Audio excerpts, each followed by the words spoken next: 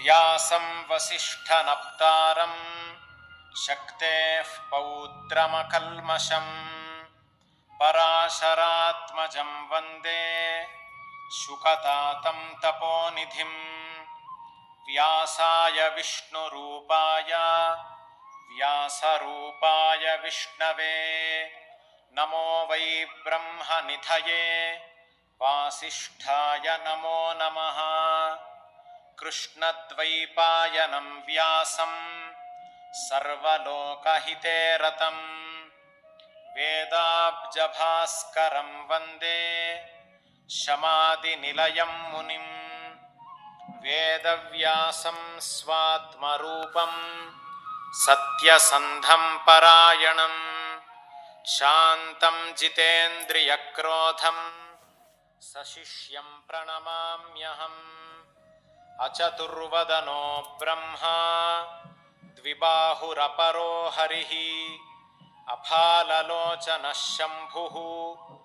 ಭಗವಾನ್ ಬಾದರಾಯಣಃ ಶಂಕರಂ ಶಂಕರಾಚಾರ್ಯಂ ಕೇಶವಂ ಬಾದರಾಯಣಂ ಸೂತ್ರಭಾಷ್ಯಕೃತೌ ವಂದೇ ಭಗವಂತೌ ಪುನಃ ಪುನಃ ಬ್ರಹ್ಮಸೂತ್ರಕೃತೆ ತಸ್ಮೈ ವೇದವ್ಯಾಸಾಯ ವೇಧಸೇ ಜ್ಞಾನಶಕ್ತ್ಯವತಾರಾಯ ನಮೋ ಭಗವತೋ ಹರೇಃ ವ್ಯಾಸಃ ಸಮಸ್ತಧರ್ಮಾಣಾಂ ವಕ್ತಾ ಮುನಿವರೇಡಿತಃ ಚಿರಂಜೀವಿ ದೀರ್ಘಮಾಯುಃ ದದಾತು ಜಟಿಲೋ ಮಮ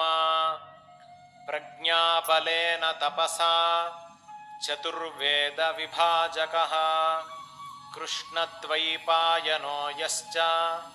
ತಸ್ಮೈ ಶ್ರೀ ಗುರವೇ ನಮಃ ಜಟಾಧರಸ್ತಪೋನಿಷ್ಠಃ ಶುದ್ಧಯೋಗೋ ಜಿತೇಂದ್ರಿಯಃ ಕೃಷ್ಣಾಜಿನಧರಃ ಕೃಷ್ಣಃ ತಸ್ಮೈ ಶ್ರೀ ಗುರವೇ ನಮಃ ಭಾರತಸ್ಯ ವಿಧಾತಾ ಚ ದ್ವಿತೀಯ ಇವ ಯೋ ಹರಿಃ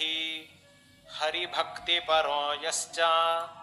ತಸ್ಮೈ ಶ್ರೀ ಗುರವೇ ನಮಃ ಜಯತಿ ಪರಾಶರಸೂನುಃ ಸತ್ಯವತಿ ಹೃದಯನಂದನೋ ವ್ಯಾಸಃ ಯಸ್ಯಾಸ್ಯ ಕಮಲಗಲಿತಂ ಭಾರತಮಮೃತಂ ಜಗತ್ ಪಿಬತಿ ವೇದ ವಿಭಾಗ ವಿಧಾತ್ರೆ ವಿಮಲಾಯ ಬ್ರಹ್ಮಣೇ ನಮೋ ವಿಶ್ವದೃಶೇ ಸಕಲ ಧೃತಿ ಹೇತು ಸಾಧನ ಸೂತ್ರ ಸೃಜೆ ಸತ್ಯವತ್ಯಭಿವ್ಯಕ್ತಿಮತೆ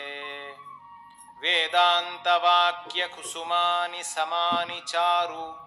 ಜಗ್ರಂಥ ಸೂತ್ರ ನಿಚಯೇನ ಮನೋಹರೇಣ ಮೋಕ್ಷಾರ್ಥಿ ಲೋಕಹಿತಕಾಮನಯಾ ಮುನಿರ್ಯಃ ತಂ ಬಾದರಾಯಣಮಹಂ ಪ್ರಣಮಾಮಿ ಭಕ್ತ್ಯಾ.